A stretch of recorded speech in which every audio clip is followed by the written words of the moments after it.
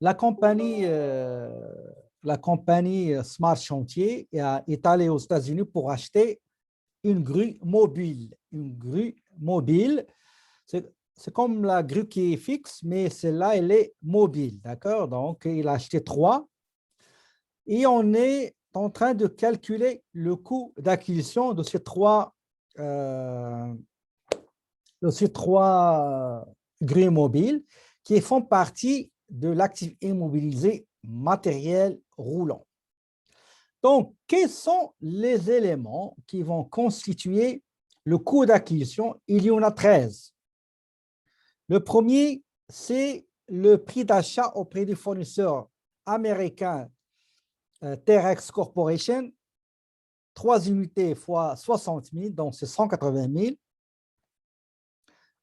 Pour transporter les trois grues mobiles de l'usine de fournisseur jusqu'au port de New York, ça nous a coûté sans l'assurance de ce transport-là, ça nous a coûté $150 par grue.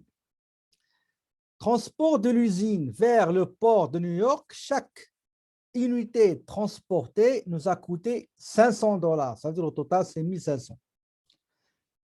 L'assurance sur le transport du New York jusqu'au port de Montréal nous a coûté comme assurance 1500. D'accord? Nous avons aussi le parking ou bien l'entreposage dans le parking de port de New York aux États-Unis pendant 5 jours nous a coûté $200 par jour, c'est $1000 pour les 5 jours. À la fin, le transport des trois grues mobiles du port de New York vers le port de Montréal, ça nous a coûté $5000 par grue. Ça veut dire 15 000 au total.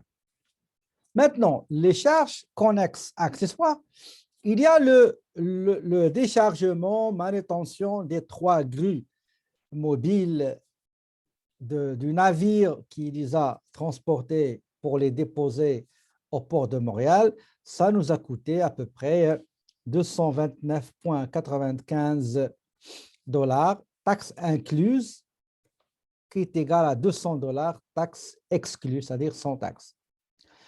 En plus, les grues sont restées dans le port pendant 3 jours. Chaque jour nous a coûté à peu près 1772,46 $, taxes incluses. Encore une fois, charger et faire la manutention de ces trois grues, ça nous a coûté aussi 150 $ par unité. Les droits de douane TPS TVQ, j'ai toujours qu'on ne les prend pas en considération dans le calcul du coût d'acquisition. Qu'est-ce qu'il nous reste? Les honoraires de déclarant en douane, c'est 689,85 avec taxes, bien sûr. L'assurance provisoire du port jusqu'à un garage pour faire quelques travaux d'entretien, ça nous a coûté 180 $ l'unité. Le montage de la cabine de pilotage, la cabine dans laquelle la personne qui va conduire et qui va manipuler comment dirais-je, la flèche télescopique. La flèche télescopique, c'est le grand truc là, ce qui sert à prendre les choses à déplacer. OK? Donc, parfois on l'appelle la flèche d'élevage ou bien la flèche levante. Donc, tout le montage, ça nous a coûté 30 heures de travail à raison de 287,44 $, taxes incluses, l'heure. Et enfin, nous avons loué, on est allé chercher une société de chauffeurs qui nous ont loué 3 chauffeurs pour conduire chaque unité à une destination différente. Une grue pour Sherbrooke, ça nous a coûté 1000 $ plus taxes. Ottawa, 15 000 plus taxes. Et Halifax, 2500 $. Donc, si je prends les montants je les somme, je trouve que le coût total, il est de 217 590, chose que j'ai vu, la majorité, ils ont trouvé le même résultat. C'est très bien fait. OK? Maintenant, pour l'amortissement linéaire, juste une idée. Donc, la date d'acquisition, c'était le 1er mai. Donc, avril ne sera pas pris en considération, mars ne sera pas pris en considération, février ne sera pas pris en considération, ainsi que janvier aussi. Donc, il me reste mai, juin, juillet, août, septembre, octobre, novembre, décembre. Donc, c'est 8 mois.